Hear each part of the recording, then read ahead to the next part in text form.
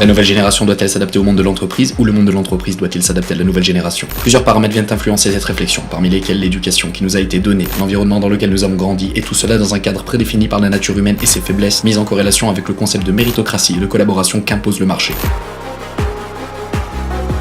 Personne ne peut nier l'évidente ambiance de doute et de remise en question qui influence nos esprits depuis les prémices de nos orientations professionnelles. Si nos parents nous ont enseigné de manière chronologique à craindre l'échec scolaire, puis le chômage, pour que nous puissions enfin accéder au plus haut rang professionnel et être rémunérés du mieux possible, de plus en plus nombreux sont ceux qui réalisent que l'achat d'une voiture, d'une maison ou l'acquisition d'une vie stable n'ont pas toujours été les moteurs instinctifs qui nous ont acheminés vers certaines décisions. Finalement, avons-nous déjà pris nos propres décisions? Avons-nous déjà eu l'occasion de faire un choix? Et pourquoi sommes-nous de plus en plus nombreux à remettre ces choix en question? Certains sont de bons élèves, d'autres le sont moins. Ceci dépend de notre capacité à acquérir ce qui nous est enseigné et de notre intérêt pour l'éducation. Lors de nos plus jeunes années, nous croyons religieusement que l'éducation a été construite de manière objective et que tous avaient les moyens d'en sortir grandis, de connaître la réussite et de devenir quelqu'un. Celui que nos parents aimeraient promouvoir pendant les dîners de famille ou les réunions entre voisins, comme une médaille couronnant l'éducation exemplaire qu'ils nous ont prodiguée. Puis nous grandissons, choisissons nos spécialités, étudions davantage pour finalement accéder à un diplôme. Un pourcentage connaîtra le chômage et nous croisons tous les doigts pour ne pas en faire partie. Nous envoyons des dizaines de CV et de lettres de motivation pour supplier les entreprises de nous employer. Et lorsque nous sommes recrutés, notre sourire s'efface au fil des jours jusqu'à réaliser que nous vivons pour travailler et que nous ne travaillons pas pour vivre. Une minorité de personnes dans le monde de l'entreprise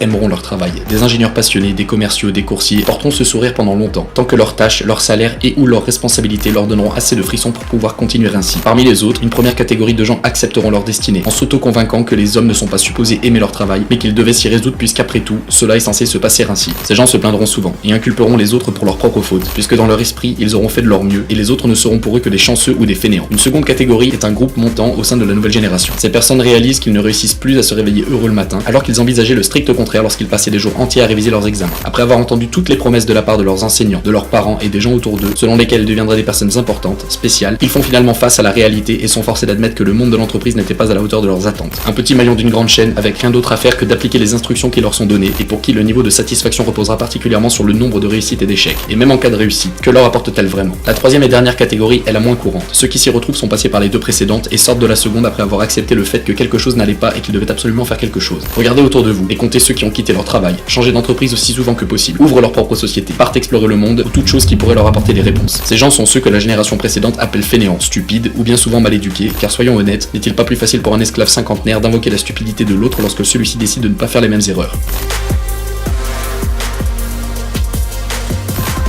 Les hommes sont des hommes et ont traversé les âges pour la simple raison qu'ils ont été en mesure d'y survivre. L'évolution nous a menés là où nous sommes, et aucun débat ne saurait justifier qu'un homme puisse être un jour né pour se soumettre à la domination de l'autre. Au cours de l'histoire, seules les communautés indépendantes et organisées ont pu survivre, orientées par les bons leaders et les bons collaborateurs. Puisque les leaders faisaient face à la mort avec un bon aplomb, et puisque la collaboration a amené les hommes à s'épauler afin de maximiser leurs forces face aux autres communautés et les dangers naturels, nous avons été génétiquement programmés pour construire notre propre manière de faire et d'essayer de dominer tout ce qui pouvait nous réduire en esclavage, pour finalement nous conduire à exterminer ce qui pouvait nous nuire. Le résultat en tant que tel est que personne n'aime être traité en tant qu'esclave. Si un tel choix nous était proposé, nous ne choisirions jamais d'avoir un maître et d'obéir à des ordres, mais plutôt de prendre la direction des opérations pour les leaders ou de collaborer avec la communauté pour les collaborateurs. Mais depuis l'apparition de la société de consommation, il est devenu plus important pour des raisons économiques que les gens se soumettent à ce nouvel ordre mondial au sein duquel avoir une voiture imposante, un smartphone à la pointe, une belle robe ou des chaussures à la mode soit devenu des priorités. Parce que oui, l'évolution nous a aussi munis de faiblesses. Si les femmes ont toujours été enclines à la séduction afin de se donner davantage de liberté dans le choix de son partenaire masculin, et si les hommes ont toujours été plus enclins à la compétition entre mâles afin de gagner sa partenaire féminine pour laquelle ils se battaient, ces comportements programmés génétiquement ont été exploités contre nous par des instituts maniant l'art du marketing, de manière à nous faire penser que les femmes auraient besoin de davantage de maquillage et de vêtements attrayants pour se montrer séduisantes, et que les hommes devraient être propriétaires d'une belle voiture et exposer leur portefeuille pour s'imposer socialement auprès des autres hommes. Vous allez voir à la télévision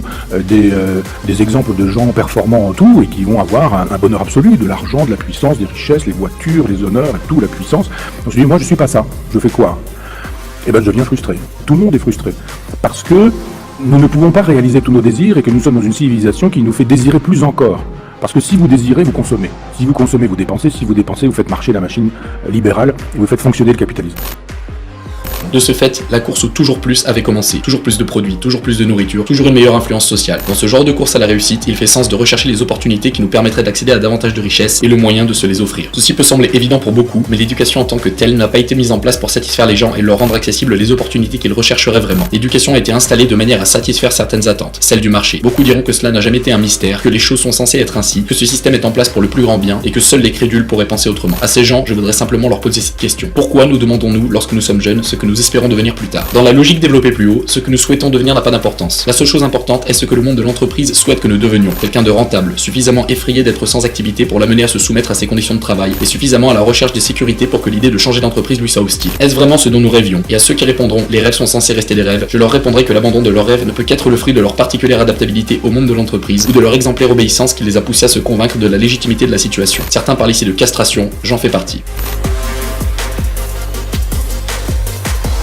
En détaillant les origines de notre espèce, le combat entre nos faiblesses et nos souhaits, et comment nos faiblesses ont autorisé le monde de l'entreprise à devenir ce qu'il est aujourd'hui, nous avons montré que les hommes évoluent dans un environnement qu'ils ne sont pas censés supporter au long terme. Si nos parents ont réussi à se plier à ce genre de construction, du fait qu'il semblait préférable de s'ouvrir à une telle opportunité d'améliorer leur rythme de vie plutôt que de rester chez eux à produire leur propre nourriture, notre génération a vu le jour en un nombre plus conséquent, au sein de conditions plus confortables, où nous avons reçu le luxe de s'entendre appeler puissants, importants et aisés. C'est notamment la raison pour laquelle il nous était nécessaire de s'entendre dire que nous étions voués à accomplir de grandes choses. Le discours a dû évoluer, devenir plus séduisant et motivant. Ainsi, la réalité ne nous rattrape que lorsque nous subissons nos premiers entretiens, lorsque nous sommes mis en compétition avec d'autres et traités comme des produits et non comme des talents. Pour beaucoup d'entre nous, il est devenu trop difficile de se soumettre aux règles que la société nous a imposées. Nous avons été élevés dans la philosophie du manger ou être mangé, et si les plus empathiques ont été les premières victimes, les autres ou ceux qui ont su faire abstraction de leur empathie ont réussi à émerger. Puisque nous levions continuellement les yeux vers ceux qui appartenaient au plus haut rang en les considérant comme ceux qui ont réussi, un nouveau phénomène apparut. La méritocratie ne nous apparaît plus comme telle qu'on nous l'avait décrite. Nous avions imaginé le succès en costume, initiateur de ventes records, comme source de larges revenus et style de vie aisé. Mais ceux qui fuient cette définition de succès s'apparentent de moins en moins à l'image du déscolarisé. Il devient de moins en moins rare de rencontrer des gens qui ont réussi tout en rejetant ce qu'ils pensaient avoir désiré par le passé, depuis que leur finalité ne réside plus dans un monde superficiel. Que dire des gens? Que dire de ces quantités gigantesques de talents qui ont été purement et simplement ignorés? Que dire de ceux qui souhaitaient s'établir en tant que chanteurs, cuisiniers, peintres, ou tout ce qui n'est pas soutenu par le monde de l'emploi aujourd'hui et qui ont abandonné leurs rêves pour le simple fait de contenter les attentes de leurs parents? On me rétorquera que la désormais rhétorique loi de l'offre et de la demande en est la cause. Et oui, il est vrai que les consommateurs raffolent de biens et que ces biens doivent leur être fournis si les affaires doivent être faites. Mais que dire de ceux qui ont quelque chose d'autre à apporter? Des choses différentes, nouvelles, innovantes. Comment les gens peuvent-ils réclamer quelque chose qui n'existe pas ou qu'il ne leur a pas encore été donné d'imaginer? La Finlande s'illustre comme le pays le plus performant du monde en termes d'éducation. Que font-ils différemment? À peu près tout ce qui n'existe pas dans les grandes entreprises. Les élèves apprennent à respecter celui qui enseigne parce qu'il lui apporte le nécessaire pour répondre à ses attentes et pas au nom d'un quelconque principe. Les programmes éducatifs sont larges et ouverts. De telles conditions d'éducation procurent de manière évidente un choix infiniment plus large en termes de découverte de talent, de canalisation et d'amélioration. Imaginons la force phénoménale avec laquelle la créativité peut être libérée une fois qu'elle en a les moyens. Rappelez-vous la dernière fois où vous-même avez songé à écrire un livre, composer de la musique, peindre un portrait, construire une machine, cuisiner un nouveau plat, etc. Et maintenant, imaginez que ce puisse être votre travail. Imaginez que l'on soit prêt à vous rémunérer pour cela. Imaginez qu'une clientèle existe. Vous seriez alors en mesure de vivre de votre passion, et ceci ne saurait advenir que si deux facteurs sont réunis. Il est nécessaire d'aller de l'avant et de maîtriser votre passion, et vous devez créer la demande. Maintenant, imaginons que tout ceci soit fait. D'aucuns peut désormais exercer sa passion et en tirer profit. Oui, vous vous réveillerez chaque matin avec ce sourire que vous pensiez pouvoir arborer en travaillant pour une entreprise, pour la simple raison que vous aurez choisi de faire ce que vous ferez. Maintenant, imaginez la manière dont ce phénomène serait perçu par les grandes entreprises si tout le monde faisait de la sorte. Imaginez que chacun quitte son travail, crée sa propre société, commence à collaborer avec d'autres, à créer de nouvelles choses, à élargir la demande et à ouvrir des milliers de nouvelles possibilités sur le terrain de l'emploi. De manière évidente, les grands patrons perdraient en pouvoir, ce pouvoir qu'ils exerçaient sur les gens. À partir du moment où le chômage et la compétition sont les seules armes que peuvent utiliser les entreprises pour nous amener à nous soumettre à leurs attentes, imaginez à quel point leur influence disparaîtrait si nous arrêtions de les craindre. Ouvrir de nouveaux commerces et créer une demande réduirait le chômage. Boycotter les grandes entreprises réduirait la compétition et accroîtrait la collaboration. Puisque nous sommes des millions à vouloir changer les choses pour le plus grand bien du peuple, cette manière d'agir pourrait être une marche à gravir. Si les entreprises avaient de plus en plus de mal à trouver le bon profil pour la bonne offre d'emploi, elles seraient forcées d'augmenter les salaires et de prendre soin de leurs employés. La bataille n'aurait plus lieu entre les demandeurs d'emploi, mais bien entre les entreprises. Et une entreprise ne peut croître qu'en fournissant un meilleur service, un meilleur produit, et non en chérissant une solution à court terme consistant à baisser les salaires et épargner de l'argent aux dépens des employés. Les employés sont l'ADN d'une entreprise, au même titre que les startups sont l'ADN d'un pays. Les chérir est l'unique secret pour une réussite au long terme et pour un monde innovant. Mais puisqu'il est bien plus simple de conduire les gens à se faire face entre eux au lieu de les pousser à la collaboration, puisqu'il est bien plus profitable d'entretenir une forme d'antipathie et de laisser les gens se dévorer, n'attendez pas les grands dirigeants de vous aider à ouvrir votre esprit et à exercer votre passion d'arrache-pied. Cela ne ferait qu'impacter négativement leur croissance. De ce fait, nous sommes les seuls capables de changer les choses, même si elles nous ont été imposées dès notre premier jour d'école. Nous ne sommes pas nés pour recevoir des ordres, nous sommes nés pour façonner notre avenir, pas pour nous entendre dire quoi faire. Nous sommes nés pour subvenir aux besoins de la race humaine à travers la collaboration entre individus et en annihilant les différences entre riches et pauvres. Si cependant vous souhaitez soutenir l'actuel modèle économique et faire partie des grands de ce monde, vous avez tous les droits d'essayer. Souvenez-vous simplement que tout système économique a vu sa fin arriver pour une raison ou pour une autre et que celui dans lequel nous vivons est à bout de souffle.